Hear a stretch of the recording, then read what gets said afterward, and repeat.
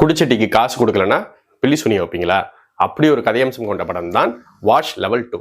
இந்த படத்தோட ஒன்லைன் என்னன்னு பாத்தீங்கன்னா, ஒரு ஸ்கூல்ல 10க்கும் மேற்பட்ட பொண்ணுங்க மேல இருந்து கீழே விழுந்து இறக்குறாங்க. இது காரணம் புரியாம இருக்கிற போலீஸும் சரி, ஸ்கூலும் சரி. அப்பதான் குடிச்சட்டிக்கு காசு கொடுக்கலன்னா பில்லி சுனிய வைப்பீங்களா? அப்படி ஒரு கதையம்சம் கொண்ட படம் தான் வாஷ் லெவல் 2.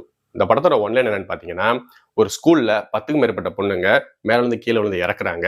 இது காரணம் புரியாம இருக்கிற போலீஸும் சரி, ஸ்கூலும் சரி. அப்பதான் கண்டுபிடிக்கிறது என்ன அப்படின்னா, ஸ்கூலுக்குள்ள ஒரு வசியம் வைக்கிறவன் இருக்கான். அவங்க பொண்ணுங்க சாப்பாடுல வசிய மருந்தை கலந்து அவங்கள வசியப்படுத்தி வச்சிருக்கான். இதை அவங்க தடுக்கணும்னு போனாங்க அப்படின்னா, ஒண்ணு அவங்களே அழிச்சுக்குவாங்க, இல்ல வெளியில இருக்கவங்க போய் அழிப்பாங்க.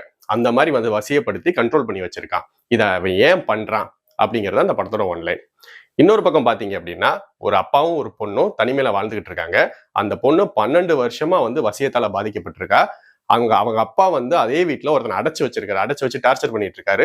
அவன் யாருன்னு பார்த்தா இந்த பொண்ணுக்கு வசியம் வச்சவன். அவனை 12 வருஷத்துக்கு முன்னாடியே புடிச்சு அவனை அடைச்சு அவன் நாக்கெல்லாம் அறுத்து அவனை வந்து டார்ச்சர் பண்ணிட்டு இருக்காரு. என் பொண்ணு அப்படி பண்ணிட்டே அப்படின்னு சொல்லி அவர் பொண்ணையே அவர் காப்பாற்ற முடியாம இருக்காரு. இவங்க 2 பேத்துக்கு என்ன சம்பந்தம்? இங்க நடக்கிற இன்சிடென்ட்டுக்கும் அங்க நடக்கிற இன்சிடென்ட்டுக்கும் என்ன சம்பந்தம்? இதை சம்பந்தப்படுத்தி கடைசியில் கிளைமாக்ஸ் வரையும் கொண்டு போய் முடிக்கிறதா இந்த படம். இந்த படத்தோட பிளஸ் என்னன்னு பாத்தீங்க அப்படின்னா ஆக்டிங். இந்த படத்துல நடிச்ச அந்த அத்தனை பேருமே போட்டி போட்டு நடிச்சு தள்ளியிருக்காங்க.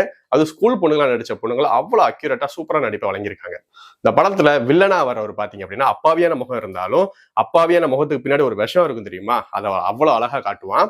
இன்னொரு பக்கம் பாத்தீங்க அப்படின்னா, அந்த 12 வருஷமா பாதிக்கப்பட்டிருக்குல அந்த பொண்ணோட அப்பா, அவர் தான் அந்த படத்தோட ஹீரோ. பார்த்து அந்த அளவுல ஈஸியா கண்டுபிடிக்க முடியாது. அவரோட போர்ஷனை அவர் ரொம்ப அழகா நேர்த்தியா கரெக்டா கொண்டு போய் முடிச்சிருக்காரு.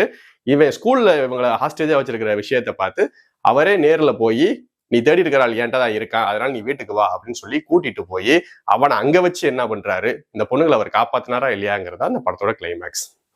இந்த படம் நல்ல படம் தான். ஆனா வந்து பெண்கள் குழந்தைகளோட பார்க்காதீங்க. ஏன் அப்படின்னா, இந்த படம் பார்க்கும்போது மைண்ட் ஒரு டிஸ்டர்ப்டா இருக்கும். அந்த மாதிரி ஒரு படம். இந்த படம் நெட்ஃபிளிக்ஸ்ல இருக்கு. இந்த படத்தை நீங்க தாராளமா பார்க்கலாம். இந்த வீடியோ உங்களுக்கு பிடிச்சிருந்துச்சு அப்படின்னா லைக் பண்ணுங்க, ஷேர் பண்ணுங்க, கமெண்ட் பண்ணுங்க, அண்ட் முக்கியமா சப்ஸ்கிரைப் பண்ணுங்க. தேங்க்யூ.